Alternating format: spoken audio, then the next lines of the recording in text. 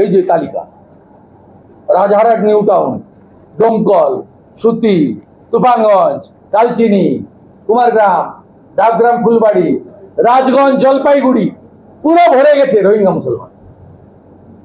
মিনাখা, হাড়োয়া, স্বরূপনগর, অশোকনগর, হাবড়া,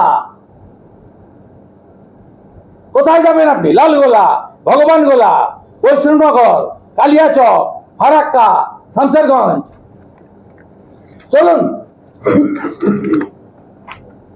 কালিয়াগঞ্জ, হেমতাবাদ, দেখুন জাম্পিং।